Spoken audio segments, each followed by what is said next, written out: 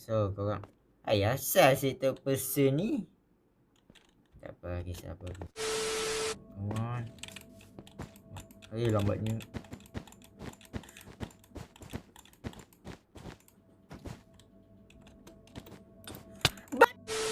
Ni dia tak akan dapat nak pukul aku lah. Kalau aku macam macam tu lah. Macam sebelah dia.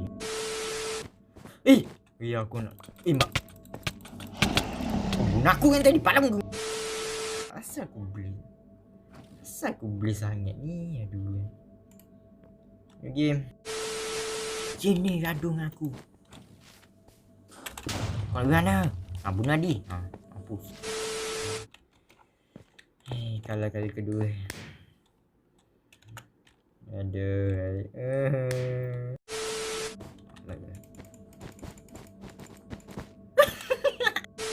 Kanan. Wih. Lagi sangat.